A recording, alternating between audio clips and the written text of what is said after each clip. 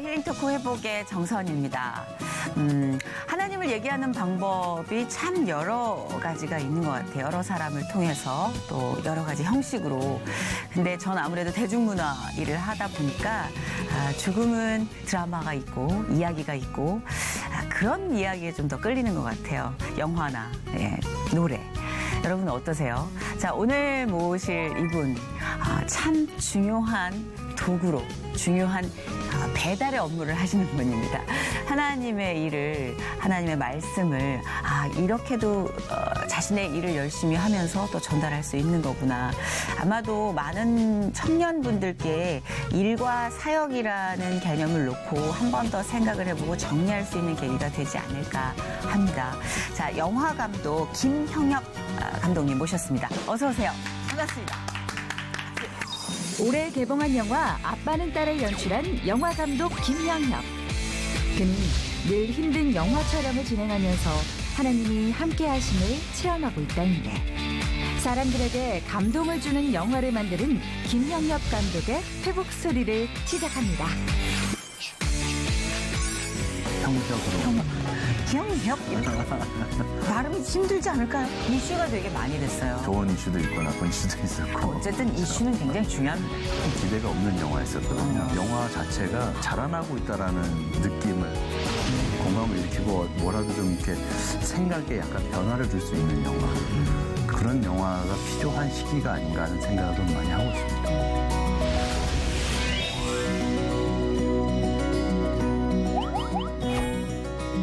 약간 패션계에 종사하시는 분 같아요. 그런 말씀 많이 들으시죠? 되게 스타일리시하시다고. 가끔 듣습니다. 그죠? 아니 근데 이렇게 핑크 운동화가 잘 어울리는 분이 없거든요. 너무 예뻐요. 아유, 고맙습니다. 네. 평소에 이렇게 좀 옷이나 미장센에 관심이 많으신 거죠? 네네, 관심이 많고요. 네네. 제 와이프가 또 패션 쪽에 일을 해가지고 역시. 네, 잘 챙겨주는 편입니다. 역시 그러시구나. 네. 자, 우리 김형엽 감독님이 지금 바쁘실 텐데 또 힐링 토크 회복에 말씀을 전해주시러 나와 주셨어요. 요즘 근황 좀 여쭤봐도 될까요? 네, 지금은 이제 그 아빠는 딸 영화가 이제 거의 마무리가 됐고 네. 다음 영화 지금 준비를 하고 있고요. 네네. 지금 대본 수정하고 있고 캐스팅하고 있고 그렇게 있습니다. 네. 와, 이때 제일 바쁘실 때 아니에요, 사실? 아니, 요때는 사실 좀 기다리는 기간들이 그런가요? 네, 왠지 좀 골머리를 많이 썩일 것 같아요. 막 캐스팅도 그렇고 네. 그 영화는 계속 트리트먼트라고 하죠. 또 계속 뭐 이렇게 수정하고 뭐 이러시더라고요. 저도 네, 이렇게 봤습니다. 네. 귀동냥으로 들었고요. 수정을 많이 하는 작업이죠. 네. 네. 아빠는 딸 저는 사실 아직 못 봤는데 전소민 씨하고 네, 정소민. 정소민 씨. 네, 정소민. 그리고 또 남자 배우가 윤재문 씨. 네. 아빠와 딸의 몸이 스위치되는 네, 그런 영화잖아요. 네, 네. 이슈가 되게 많이 됐어요. 네. 그래서 반응도 좋았잖아요. 네, 뭐 네. 좋은 이슈도 있고 나쁜 이슈도 있었고. 어쨌든 그렇죠. 이슈는 굉장히 중요합니다. 그렇죠. 예, 네. 미디어에 종사하는 분께 이슈는 굉장히 필요한 그렇죠. 양식이죠. 예, 맞습니다. 첫 영화셨어요? 한국에서 첫 영화였어요. 그러시구나. 이게 가족 코미디 영화잖아요. 네. 예, 가족 코미디 영화라서 또 못 보신 분들께는 약간 추천해 드릴 수 있는 시간도 될 것 같은 게 네. 예, 험한 장르가 아니니까. 네네. 자, 어떻게든지 살짝만 그러면은 간을 네. 볼 수 있을까요? 그 원작은 그 아빠와 딸의 7일간이라는 그 일본 소설을 원작으로 하고 있고요. 네네. 드라마로도 한 번 나오기도 했었는데 그 원작은 소설을 원작으로 베이스로 하고 있고 그 소설을 이제 영화로 각색을 해가지고 만든 영화이고요. 네네. 기본적으로는 이제 아빠와 딸이 어느 계기로 인해서 몸이 네네. 바뀌게 되고 재밌는 설정이에요. 네, 서로 이제 서로의 삶을 살아가면서 이해를 넘어서는 어떤 공감 그런 것까지 가는 과정을 그리는 코미디 영화이죠.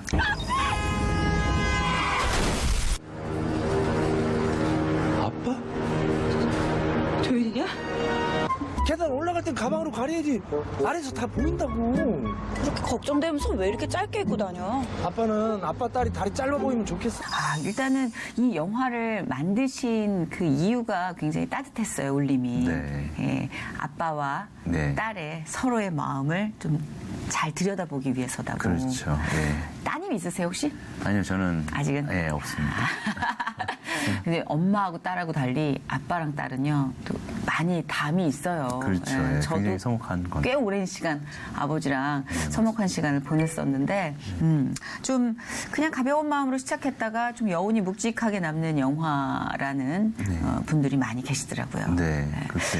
한국에서 첫 영화라고 하셨는데 그러면 출발은 어디서 하신 거예요? 제가 96년도에 이제 미국으로 유학을 갔었고요. 아, 네네. 유학 생활을 좀 오래 했었고 거기서 이제 첫 장편 영화를 거기서 만들게 됐었죠. 2006년도에. 그러면 이 영화를 이렇게 제작하는 환경이 완전히 다른 거잖아요. 잘은 모르겠지만 그쪽은 조금 합리적이고 자유분방하면서도 그쪽. 예, 여기보다는 좀 어렵지 않다는 생각이 들어요. 그냥 왠지 어때요? 그냥 다 장단점들이 있는 그래요? 것 같고요. 예. 그 영화는 사실은 좀 저예산 영화이고 독립영화에 가까운 거라서 그렇게 뭐 시스템 안에서 만들어진 영화는 아니었었거든요. 그래서 제가 이제 좀 영화에 대해서 조금 모를 때 그때도 만든 영화라서 예. 이렇게 좌충우돌 뭐 이런 예. 그렇게 만들어진 약간 뭘 영화죠. 모를 때가 제일 재밌는 것 같긴 합니다만. 네네, 재밌는 그때가 있었죠. 그렇죠, 그렇죠. 네. 한국에서 영화 제작은 뭐가 제일 힘들던가요? 일단 그 상업 영화 안에서는 이제 캐스팅하는 과정도 힘들고 이제 투자를 받는 과정도 힘들고 이제 그 안에서 워낙 많은 사람들이 있다 보니까 연출자로서 이제 다 맞춰가는 과정 자체가 사람을 대하는 과정 자체가 굉장히 어려운 일이죠. 그렇죠. 네. 그리고 요즘 너무 독점하는 데는 너무 독점해요. 그래서 좀 다른 영화를 찾아보고 싶어도 어디서 개봉을 하는지를 알 수가 네. 없더라고요. 네, 맞습니다. 그러니까 좀 아기자기하게 다양하고 재밌었으면 좋겠는데 모든 네. 영화가 네, 그렇죠. 되는 것만 되게끔 되는 그 시스템. 저도 불만입니다. 근데 이 영화 촬영을 위해서 고등학교에 그렇게 많이 찾아가셨다는 얘기를 들었어요. 네, 아무래도 딸이 고등학생 예. 역할이라 그런가? 예, 극 중의 역할이 이제 고등학생 여고생이니까 그 아버지 같은 경우는 뭐 40대 중후반 캐릭터라서 뭐 저도 뭐 그렇게 멀지 않은 나이라서 이해하기가 쉬웠는데 사실은 여고생 그 성도 다르고 나이대도 너무 차이가 나는 이 여고생이라는 캐릭터를 많이 만들기 다르죠. 위해서는 좀 예. 관찰이 좀 많이 필요하더라고요. 어떻던가요? 여고 이렇게 생각했던 어떤 그런 여고와 좀 다른 많이 달랐던 것 같아요. 남고인가 싶은 터프함도 있고 네. 언어도 그렇고 네. 네. 그러니까 예를 들어서 이제 그 장소 섭외를 위해서 춘천에 있는 고등학교들을 방문을 네네네. 했었는데요. 첫 번째 갔던 데가 이제 춘천고등학교 남자고등학교였었고 네네. 두 번째 갔던 데가 모 여고였는데 네. 춘고는 굉장히 깨끗했었는데 여고는 굉장히 죄송합니다. 저도 여고 출신이라 네. 많이 다를 겁니다. 생각보다. 많이 예. 그렇더라고요. 형들이 많아요 여고에. 네, 좀 그렇습니다. 근데 뭐 그게 또 다 소스가 되고 현실적이어야 되니까. 그렇죠. 예, 네. 거기 안 갔으면 여고생들의 민낯을 우리가 보기 힘들었을 그렇죠. 거 아니에요. 아무래도 그 저 혼자의 어떤 그렇죠. 책도 이렇게 읽을 것 같고 왠지 네. 여고생들은 절대 네. 안 읽습니다. 그렇죠. 책은. 좀 난장판. 그렇죠, 그렇죠. 그때 아마 진짜 제일 근데 재밌었던 시기인 것 같아요. 많이 웃고 많이 맞습니다. 화냈던. 네. 네. 영화를 위해서 진짜 여러 가지로 많은 노력을 하셨다고 들었는데 좀 위기의 순간들이 있었다라는 건 어떤 순간들이에요? 이 영화를 하면은 이제 뭐 그게 사이즈가 크든 작든 네. 다 위기의 순간들은 오기 마련인 것 같아요. 네네. 근데 저희 같은 경우는 이제 예산 스케줄이 조금 어긋나는 바람에 촬영을 하다가 가다가 멈추고 하는 그런 경우가 많이 있어가지고 아무래도 이제 시간이 중간에 뜨다 보면은 서로에 대한 어떤 불신 뭐 이런 것들도 싹트게 되고 그런 것들이 좀 어려웠었고 이제 촬영 마치고 나서 영화 후반 한 15분 정도는 거의 보충 촬영으로 만든 거였는데 그래요? 예, 아무래도 예산을 다 쓰고 난 맞아요. 다음이니까 네. 뭐 제작자나 뭐 저나 이제 아주 미니멈하게 네. 이제 진행을 해서 겨우겨우 이제 만들어냈었죠. 그러니까 이 영화를 만든다는 게 머릿속에 있는 그림을 이렇게 시연하는 것 플러스 네. 경영이잖아요. 네, 숫자, 네, 맞습니다. 계산. 네. 뭘 먹는지도 되게 신경 쓰이고. 근데 왜 진짜 그거 되게 신경 쓰이면서도 왜 내색할 수 없는 참 묘한 파트인 것 같아요. 네, 저는 뭐 현장 진행을 하는 입장이지만 이제 제작자 같은 경우는 실질적으로 그러니까. 이제 그 끌어와야 되는 입장이니까 그렇죠. 좀 그런 푸시를 또 살짝 받으시기도 하고 현장에서. 네, 예. 근데 이 모든 과정을 이제 하나님이 함께 하셨다라는 또 간증을 해주셨어요. 네. 아 그러면은 감독님은 신앙이 원래 어렸을 때부터 형성되어 있었던 신앙인가요? 아니면 예, 저는 뭐 태어날 때부터 모태신앙이시구나. 예, 모태신앙. 예. 아 그래서 이렇게 외국에 나가신 것도 뭐 그런 이유. 아니 꼭 그런 이유는 아니었어요. 예, 알겠습니다. 그런 이유는 아니었고. 예. 아, 그 코스가 또 있길래. 네, 네, 그런 이유는 아니었어요. 그러면 이제 영화 제작을 앞두고도 기도를 많이 하셨겠네요. 네. 예. 어렸을 때는 꿈이 뭐? 어렸을 때 꿈은 영화는 아니었던 것 같고요. 아주 어렸을 때는 그냥 아무래도 뭐 그림 그리고 뭐 그런 걸 좋아했었기 때문에 미적인 네. 또 관심이 있으셨군요. 네, 그쪽으로 관심이 많이 있어서 대학은 이제 그 조속과로 갔었고요. 네네. 학교를 다니다가 이제 유학을 가면서 영화로 바꾼 케이스죠. 약간 모태신앙 분들의 이 하나님을 만난 시기가 조금씩 다 차이가 있잖아요. 네. 모든 사람이 그렇겠지만 네. 근데 처음부터 뜨거우셨어요? 아니면 어떤 일정한 계기가 있으신 건가요? 저는 그러니까 보통 다른 분들하고 다르게 그렇게 막 뜨거웠던 적은 없었던 것 같아요. 아니, 워낙 솔직히. 그게 제일 부러워요, 저는. 그렇게 많이 뜨거울 필요 없을 정도로 막 신앙적으로 요람이 막 네. 형성돼 있는 거. 네. 예, 그거 너무 부러워요. 그냥 이렇게 쭉 아, 그럼 어떤 때 좀 인격적으로 눈물이 울컥 나는 만남을 가지셨는지 기억하세요, 혹시? 첫 만남? 그러한?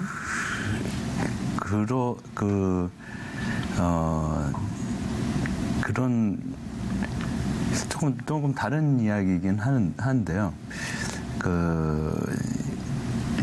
제가 저희 와이프랑 같이 이제 살고 있는데 와이프가 한번 유산을 한 적이 있었거든요. 아이고.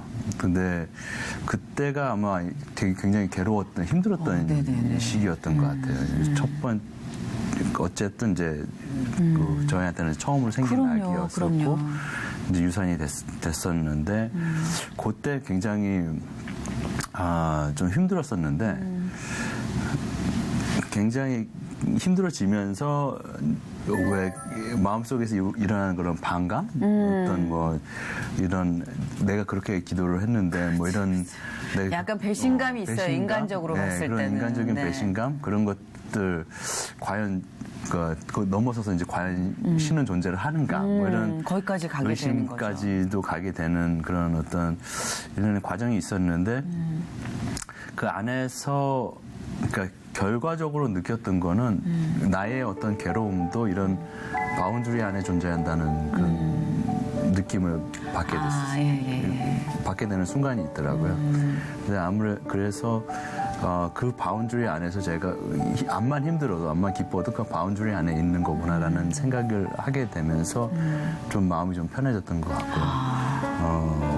그게 저한테는 아무래도 어떤 새로운 어떤 경험 그런 경험이 아니었던 것 같아요. 그런 식으로는 생각 못 해봤네요, 진짜. 네. 슬픔의 끝이 어디일까 싶을 정도로 인간은 절망하잖아요. 네. 근데 결국 그것도 어떠한 벽 안에, 어떤 테두리 안에, 네. 그분이 만들어 놓으신 테두리 안에서 그렇죠. 일어나는 것이다라는 네. 게 그럼 문제가 될 게 없겠다라는 생각으로 바뀔 수 있을 것 같아요. 마치 이렇게 비누 거품 같은 거잖아요. 비누 그죠? 거품 네. 안에서 그냥 나의 어떤 뭐 힘든 것도 뭐 기쁜 것도 그 안에서 존재하는 게 아닌가 하는 생각이 되게 철학적으로 많이 성숙하시다. 아니, 보통 사람이 힘든 이유가 끝도 없이 계속될 것 같다라는 공포가 이 네. 두려움하고 섞이면서부터 탁 무너지는 거잖아요. 네. 근데 그 비누 거품 이론 좋은데요? 이 바운더리 안에서 이게 이 다 하나님 테두리 아닌가? 네. 이렇게 생각하니까 그러게요. 네. 저는 왜 이렇게 펄털 뛰었던가요? 예.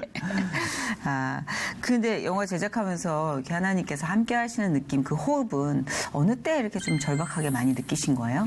그러니까 그 영화가 저희 영화 같은 경우는 워낙 이제 예산이 많은 영화도 아니었었고, 그리고 이제 그 유명한 배우가 나오는 것도 아니었었고, 그래서 사람들 그때 밖에서 봤을 때 그렇게 네네. 큰 기대가 없는 영화였었거든요. 그리고 영화 제작하면서도 이제 계속 그 예산적인 문제들이 이제 가다서다 하는 문제들이 있고, 이제 그 안에서 이제 스태프들이나 외부에서 어떤 보는 그런 불신들이 있어서 네네.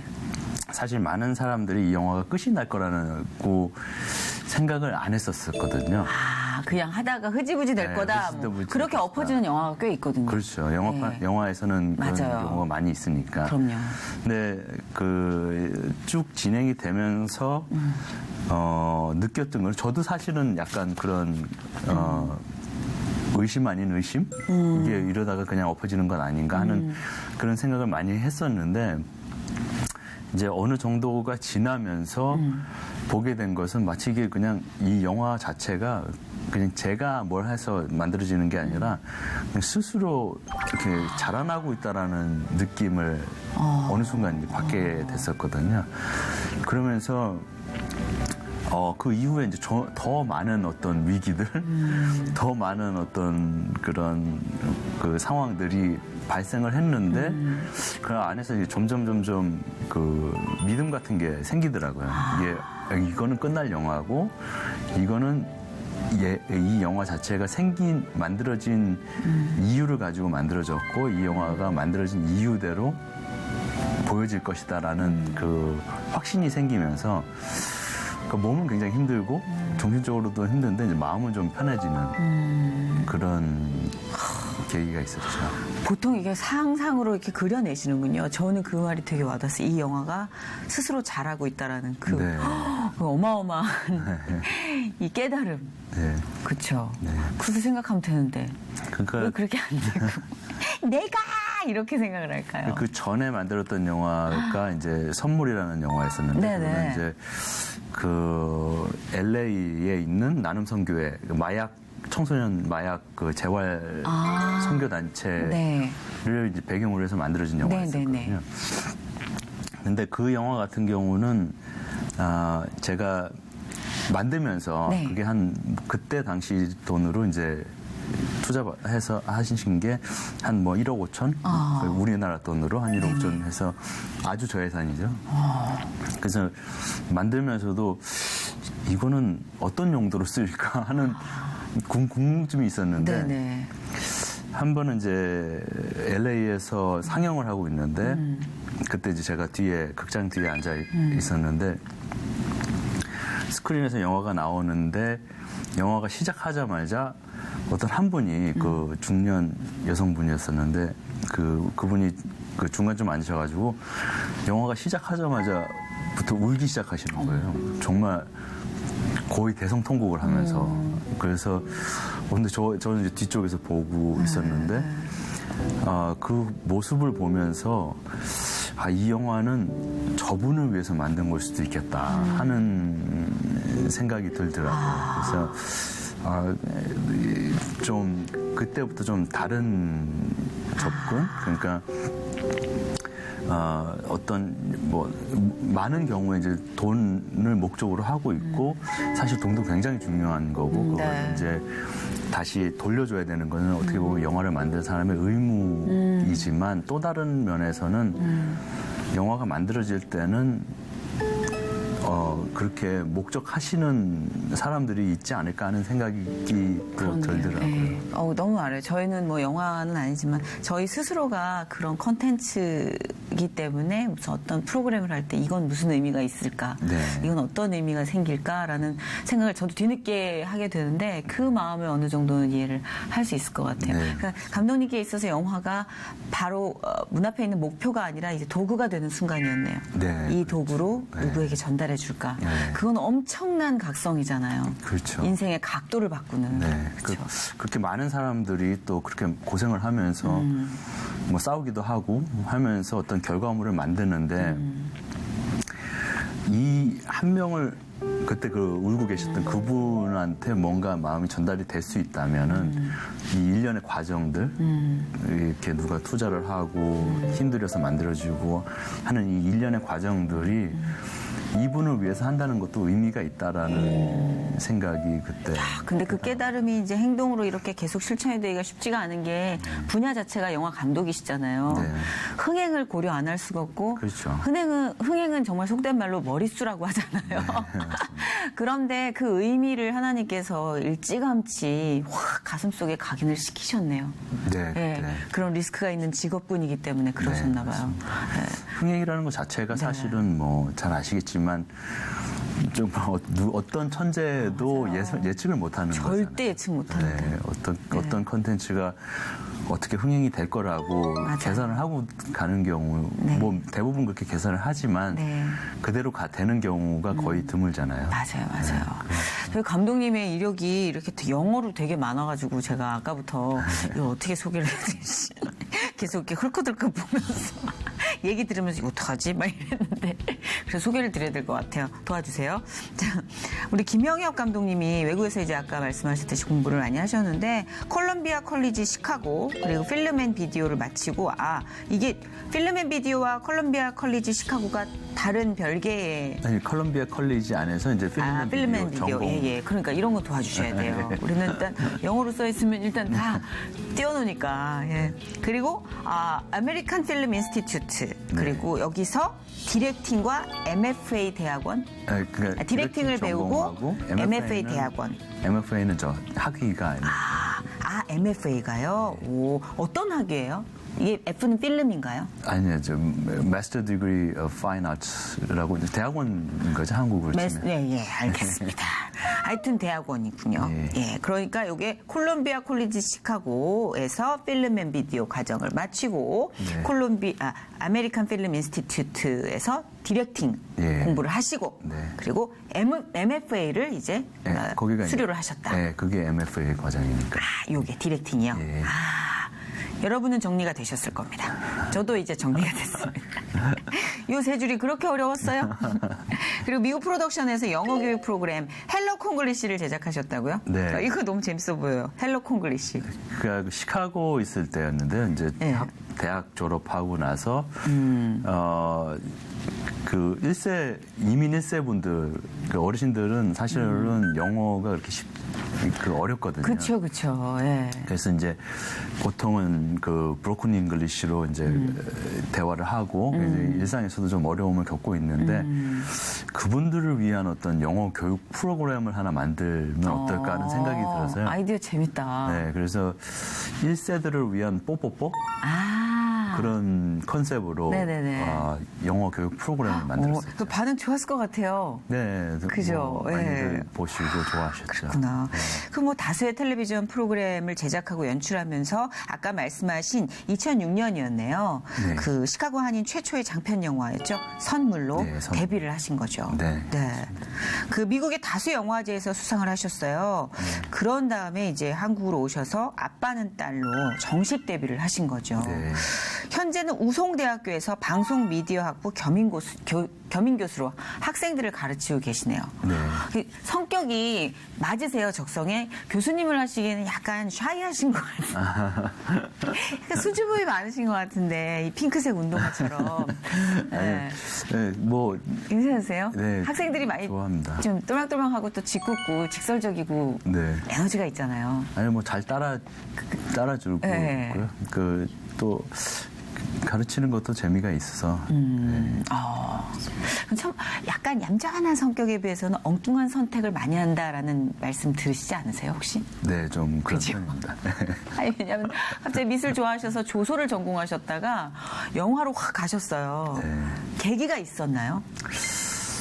그게 조금 어렵기는 한데요. 96년도에 제가 조소를 하면서 약간 좀 이걸 왜 하고 있지 하는 그런 고민이 있었거든요. 근데 그러다가 본 영화가 이제 타르코프스키의 희생이라는 영화였었는데 희생이라는 영화의 엔딩이 그 엔딩에서 이제 어떤 꼬마가 죽은 나무에다가 물을 주고 누워가지고 하는 얘기가 있어요. 태초에 말씀이 있으셨다는데 그게 무슨 뜻이죠, 아버지? 그러니까 이 되게 거장 감독인데 그 창조의 의미에 대해서 굉장히 다시 한번 스스로한테 반문을 해보는 그런 영화.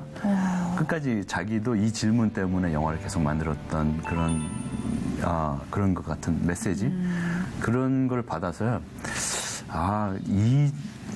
왜 창조 이 크리에이티브한 일을 하는가는 사실 답은 없는 거고 그 질문의 무게를 실어주는 것이 사실은 더 현명한 선택이 아닐까 하는 생각을 하게 됐어요. 그러면서 이제 전공을 바꿔서 미국으로 유학을 가게 됐었죠. 진짜 심오하네요. 질문의 무게를 실는다라는 그 자체가 저는 진짜 제가 지금도 좋아하는 책 중에 하나가 그 파블로 네루다라는 예, 작가의 질문의 책이라는 소장을 거의 몇 년을 하고 있는데 답이 없어요. 몇백 가지 질문으로만 구성이 돼 있는데 제가 진짜 하나님을 정말로 만나고 싶다, 진짜로 만나고 싶다로 결심했던 게 질문이 드는 순간이었거든요. 안 궁금했어요. 그게 그럴 때는 별로 즐겁지 않았어요. 하나님을 만나는 게. 근데 지금 태초에 말씀이 있었다는데 그게 무슨 뜻이죠, 아버지? 이게 막 눈물이 나죠. 네, 되게 좋은 영화죠. 이게 확 너무 알 것 같아요. 그거 전기 맞은 느낌이었을 것 같아요. 네. 그러니까 영화 자체는 굉장히 좀 지루하거든요. 그러니까 저 안 볼 거예요. 예술 그것만 볼 거예요. 그것만 기억할 거예요. 네, 저도 사실 극장에서 이제 졸다 보다 했는데 마지막 그 말씀하신 대로 그 말이 굉장히 저한테도 와닿아. 감독이 그 보따리를 풀려고 지루하게 포석을 깔았을 수도 있어요. 왜냐하면 그래야지 확 들어오니까. 인상 깊네요, 진짜. 지금 이제 강의를 하고 계신다고 하는데 사실 가서 이렇게 감독님께서 강의를 하시는 그 말씀에도 사실 뭐 이렇게 좀 묻어 나오기도 하나요? 신앙적인 어떤 베이스가? 왜냐하면 왜 이 질문을 드리냐면 영화 감독이시잖아요. 근데 별개로 생각하는 분들이 많잖아요. 신앙과 직업을. 근데 이제 오늘 모신 이유도 영화 감독은 특히나 신앙과는 좀 동떨어져서 생각할 수밖에 없는 게 또 한국 영화가 워낙 러프하잖아요, 지금. 그렇죠. 흐름 자체가. 그래서 괜찮나? 그래도 괜찮나? 신앙생활을 하면서도 이런 직업군에서 아티스트로 활동할 수 있나? 그래서 이런 얘기를 들어보고 싶었어요. 그 좋은 말씀이신데요. 영화는 어쨌든 간에 감독의 생각이 반영될 수밖에 없는 것 같아요. 모든 결정을 다 감독이 하게 돼 있고 어떤 모든 프로세스에 감독이 관여를 하게 돼 있으니까 감독이 어떤 생각을 갖고 있는지는 굉장히 중요한 것 같더라고요. 네네, 그러니까요. 말씀하신 대로 이제 좀 요새 어떤 대부분의 영화들이 조금 센 장르들이 좀 사람들한테 관심을 받기도 하고 그렇긴 하는데 불편한 영화가 좀 있죠. 네, 좀 일부러 좀 더 세게 만들기도 하고 하는데 그런 면에서 정말 중요한 거는 그런 중심? 중심. 감독의 중심이 되게 중요하다라는 게 많이 느껴지게 되고요. 중심의 그 메시지가 좀 공감을 일으킬 수 있는 영화? 공감을 일으키고 뭐라도 좀 이렇게 생각에 약간 변화를 줄 수 있는 영화. 그러니까 영화가 갖고 있는 힘이 워낙 세다 보니까 그런 영화가 필요한 시기가 아닌가 하는 생각은 많이 하고 있습니다. 그렇죠. 공감이 참 중요한 것 같아요. 같은 말을 해도 가르치려고 그러면 귀가 다치잖아요. 그렇죠. 그렇죠. 건방진 거고. 그러니까. 그런데 그냥 내 마음을 알아주는 것 같아. 나도 저런 적 있어부터 출발을 한다면 조금씩 이야기가 들리고 또 보일 것도 같아요. 네, 맞습니다. 그런 의미에서 시작을 하셨던 건가요? 그 선물이라는 영화가 마약 중독에 관련된 이야기잖아요. 네. 그게 보였던 건가요, 감독님께?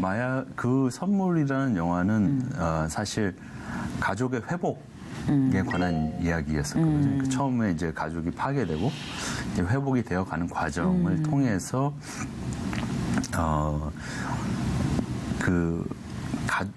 가족 자체가 어떻게 보면 어떤 상황이 있든지 간에 가족 자체가 선물이 될 수 있는 그런 의미의 영화로 시작을 했었고요. 그렇죠. 근데 요즘 많은 가족들이 선물이라고 생각 안 하잖아요. 네. 짐이라고 생각하잖아요. 서로가 그런 서로를. 경우가 많죠. 네.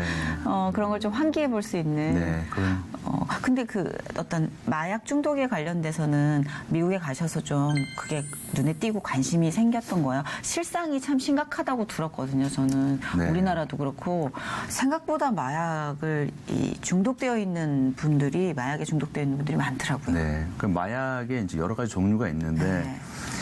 그 보통 얘기하는 뭐 대마초 이런 것들은 아주 광범위하게 어떤 그 마약이라는 생각을 하지 않고 이렇게 뭐 사용이 되고 있고 또 다른 약들도 그렇게 큰 그쵸. 거부감이나 죄책감 없이 맞아요. 많이 사용이 되고 있고 근데 이제 그거의 극단 끝을 봤을 때 이제 이 선교회 나눔 선교회 한영호 목사님께서 하시는 나눔 선교회에 모여 있는 친구들이 어떻게 보면은 그 끝을 찍었던 친구들이 있는 단체거든요. 그래서 그 친구들 보면 굉장히 심각하죠. 네, 굉장히 심각하죠. 생명의 위태로움은 뭐 말할 것도 없고 네. 정말 그 주변까지도 정말 많이 피폐하게 만드는. 네, 그렇죠. 근데 이게 문제는 수렁처럼 늪처럼 빠져든다는 거잖아요. 그리고 네. 너무나 쉽게. 네. 얼마 전에 저는 풍선을 불면서 마약에 취할 수 있어? 그러니까 너무 도구도 다양해지고. 네, 그래서 정말 이런 각성들이 되게 필요한 것 같아요. 네, 그렇죠. 시카고에서 개봉했을 때 반응은 어땠어요? 선물은? 굉장히 좋았었고요. 그러니까 아무래도 이제 시카고 베이스로 촬영을 했었던 거라서 배우도 이제 현지 사람들을 캐스팅해서 했었고 그래서 아무래도 뭐 굉장히 반응이 좋았어요. 공감대도 형성이 네, 많이 공감대도 되고. 형성이 되고. 그러니까 수상을 많이 하셨는데 그 수상도 그러면 선물이라는 작품이에요? 아니면 다양한 다른 단편들? 선물로도 이제 몇 번 했었고 이제 다른 단편들도 있었고. 선물은 저희가 어떻게 볼 수 있을까요? 그냥 이렇게 지금 그 유튜브에 있습니까? 유튜브에 지금 그 공개를 해놨습니다. 궁금해요. 예. 봐야 될 것 같아요. 그 MCTV로 MCTV 시카고 네네. MCTV 선물 이렇게 치면은 아마 네네. 찾으실 수 있을 겁니다. MCTV 선물. 예. 예. 그냥 김형협 선물 이렇게 쳐도 나오지 않을까. 그렇게는 미국 잘 이름은 모르겠네요. 어떤? 그냥 형협으로. 형협. 근데 미국 사람들이 형협 이렇게 발음이 힘들지 않을까요? 어떤 친구는 잘 하더라고요. 와. 그냥 짧게 대단한데? 저는 협 이렇게 협. 했었거든요. 와, 그렇구나. 기억에 남는 만남, 뭐 영화를 제작하는 데 있어서 네. 여러 가지 인연들이 있잖아요. 네. 기억에 남는 만남이 혹시 있으세요? 어떤 선물 아니면 뭐 선물도 좋고 뭐 각각 얘기해 주셔도 좋고요. 네. 선물에서는?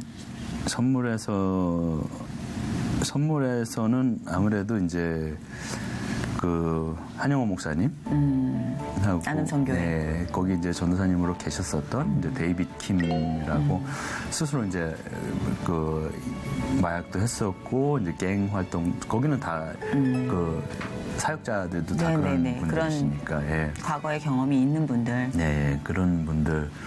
그 데이빗 킴 그 전도사님하고의 만남도 굉장히 기억이 남고요. 그리고 아빠는 딸은 아무래도 그 윤재문 배우와의 만남. 참 좋은 배우시죠. 네. 예. 진짜 뭔가 이렇게 여운이 계속 길게 남는 눈빛 자체가 좀 달라요. 네, 워낙 연기를 잘하시고 그쵸. 또 약간 그 밖에서 봤을 때는 좀 이제 사고도 치고 하지만 네. 이제 개인적으로 이제 알면은 그냥 츤데레. 이렇게 묵뚝뚝한데 묵뚝하면서 표현을 못하는 챙겨주는 그런 매력이 있는. 네네네. 맞아요. 근데 진짜 저는 영화 배우 또 영화 감독도 마찬가지겠지만 지켜보면서 기도가 참 많이 필요한 직업군인 것 같아요. 네, 맞습니다. 네, 감정을 그대로 놔두질 않잖아요. 네. 저희는 사실 좀 잊고 묻고 다시 좋아하는 거를 생각하고 밝게 전환시킬 수 있는 직업군이라 되게 감사한데 네. 어떤 배우들을 보면 끝까지 가보는 거예요. 감정을. 네, 그렇죠. 그러니까 그게 얼마나 위험해요, 인간적으로. 네. 그래서 감독님 같이 이렇게 좀 중심을 가지신 분들이 많이 그런 배우들을 이렇게 끌어들여서 네. 한 영화의 범선에서 네. 하나님께로 싹 다 이렇게 그렇죠. 그런 계기가 있으면. 그 좋겠어요. 그러면 어떤 영화를 만들고 싶다라는 생각 혹시 갖고 계세요? 지금 이제 다음 예. 영화가 기대돼요. 굉장히 제가 해보고 싶었던 영화이거든요. 예, 살짝만 얘기를 해주신다면? 다음 영화는 그 전재용 선장님에 네. 대한 이야기거든요. 전재용 선장님. 예, 다큐멘터리로도 몇 번 나오고 했었는데. 성함이 귀에 익어요. 네. 예. 그 85년도에 그 베트남 보트피플 96명을 데리고 부산항으로 들어오신 분인데 네네. 그분의 이제 이야기인 거죠. 그 베트남 보트피플과의 만남 그리고 그 안에서 어떤 그 개인적인 갈등, 네네. 선원들과의 갈등 네. 이런 것들을 극복을 하고 그 사람들을 구해가지고 들어오는 이야기인 거죠. 그 사람과 사람 사이를 되게 면밀하게 들여다보시길 원하네요. 그러니까 약간 제가 좋아하는 영화 중에 하나가 이제 세이빙 프라이빗 라이언, 라이언 해병 구하기. 네네네네. 근데 그 마지막에 그 나오는 장면이 그 배우가 이름이 갑자기 생각이 안 나는데 그 외국분이라 저도 초면이라 네. 하여튼 톰 그 행크스. 배우가 톰 행크스요. 예. 톰 행크스가, 그분 정도는 저희도 톰 행크스가 이제 모든 사람들이 희생을 하면서 부대원들이 희생을 하면서 한 명 이제 라이언 일병 네. 맷 데이먼을 구하는 네네. 장면이 있는데 네네. 자기가 이제 죽어가면서 맷 데이먼한테 하는 한마디가 있거든요. 뭐였죠? 그 영어로 하면 이제 earn this. 이거를 소중하게 생각하라는 말. 그러니까 그 모든 과정, 일련의 과정을 겪어서, 그러니까 그들이 하는 그 질문들도 굉장히 이유가 있는 질문들이에요. 그러니까 왜 우리가 희생하면서 한 명을 구해야 되느냐 하는 질문을 계속하면서 있을 수 하거든요. 있죠. 예. 그러면서 이제 소대원들이 희생을 당하면서 가는데 이 한 명을 구하는 거에 대한 의미, 생명을 하나 구한다는 거에 대한 의미에 대한 이야기라는 생각이 들었었거든요. 그래서 이제 라이언 일병 구하기인데 이 영화도 비슷한 면이 있는 것 같았어요. 그래서 96명의 사람들을 구해가지고 들어오는데 과연 이 생명을 구한다는 거에 대한 의미, 그게 이제 뭐 처음에는 객기로 구할 수도 있지만 그 데리고 들어오면서 굉장히 그때 뭐 시대 상황이라든지 뭐 사회 현상이라든지 이런 것 때문에 못하게 했었거든요. 근데 그걸 다 극복을 하면서 데리고 들어오는 일련의 과정을 통해서 어떻게 보면 똑같은 얘기일 수 있는데 지금 어떻게 보면 생명에 대해서 경시되고 있는 이 시대에 줄 수 있는 어떤 메시지가 있지 않을까 하는 생각을 했었거든요.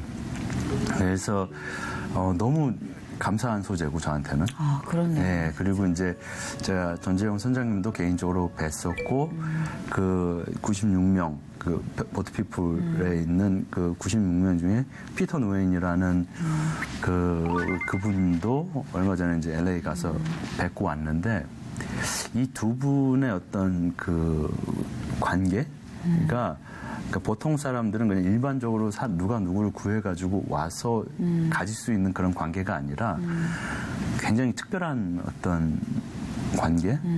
그러니까 이거는 경험을 안 해본 사람들은 그렇죠. 맞아요. 알 수 없는 그런 관계이더라고요. 그래서 피터 누웬이라는 분이 전재용 선장님을 이제 그때 85년도에 헤어지고 나서 끊임없이 찾았거든요. 찾고 나서 2000년 초반에 두 분이 다시 재회를 하는 그런 그 장면이 있어요. 그 다큐멘터리로도 네. 그 TV 프로에서도 나왔었는데 네네. 그 피터 누웬이 이제 저기서 전재용 선장이 나오는데 이렇게 쳐다보는 그 눈빛이 이거는 굉장히 특별하다 하는 생각을 하게 됐었고요. 또 반면에 피터 누웬이 전재용 선장님을 찾았을 때 전재용 선장님이 피터한테 보내는 첫 번째 편지가 자기는 이제 이 사람은 목숨을 구해준 사람인데 첫 번째 편지가 사과를 하면서부터 시작을 그러니까 잠시나마 내가 그 데려오는 과정에서 잠시나마 내가 다른 생각을 했었던 것이 너무나 부끄럽고 창피하다 하면서 사과를 하면서 시작을 하는 이 편지 자체가 굉장히 감독님, 또 이 영화 어떤 티저를 느낌일까? 너무 흥미롭게 풀어주셨는데요. 근데 진짜 너무 그거는 감동입니다. 네, 그래서 사람들이요. 어떤 사람들의 삶에 대해서 딱히 관심이 없어요. 요즘 너무 각자의 무게에 지쳐서 바빠요. 네, 맞습니다. 근데 잠시 멈춰서 한 사람을 살리는 것에 대해 생각해 볼 수 있는 네. 영화라면 그게 시작이고 그게 전부 아닐까. 네, 맞습니다. 그런 생각을 갖게 되네요. 오늘. 네. 네. 저희는 참 숫자에 민감해요. 돈이든 사람이든 네. 직업 자체도 그렇고 성향도 그렇고. 네. 근데 잠깐 멈췄네요. 덕분에. 이제 숫자를 좀 내려놔야 될 때가 아닌가. 자유로워지고 싶네요. 네, 말씀하신 대로 그때 그 선물 때 그 극장에서 우시는 분의 네, 맞아요. 경험도 그게 그렇고 참 지나게 가기 힘드네요. 네, 지금 이 선장님의 이야기도 그렇고 만약 누가 어떤 사람이 정말로 그런 그 정도의 어떤 회복, 치유를 받을 수 있다면 그 정도의 희생은 감수할 수 있지 않을까 우리가 그쵸. 어떤 그런 큰 예산을 네. 들이거나 그런 뭐 복닥거림, 싸움, 맞아요. 그런 일련의 과정을 충분히 우리가 감내하더라도 한 명이 회복이 될 수 있다면. 네네. 네, 분명한 건 예. 안에 하나님이 계셔야지 가능한 일이더라고요. 네, 그런 이게 진짜 혼자서는 안 되는. 그게 영화가 갖고 있는 정말 가장 큰 힘 중에 네. 하나일 것 같다는 생각이 기도할게요. 듭니다. 네, 고맙습니다. 또 많은 분들이 기도를 해주실 거라고 믿어요. 네, 예, 네. 정말 몰랐어요. 이제 우리가 이왕 구할 거면 한 100명 구하는 게 낫지 않아? 사실은 1000명 구하는 게 낫지 않아? 그리고 10,000명이 보는 무대에 서는 게 낫지 않아? 단 한 사람의 그리고 단 한 생명의 소중함을 잠깐 잊고 있었던 것 같아요. 예, 묻혀 있었던 보석을 꺼내주셔서 감사해요. 아유, 고맙습니다. 그게 전부였는데 잠시 망각하고 있었네요. 너무 감사드리고 앞으로 이렇게 가시는 길에 저희가 중보로 응원하겠습니다. 네, 감사합니다. 귀한 시간 내주셔서 정말 감사드립니다. 아, 예, 감사합니다. 네, 고맙습니다.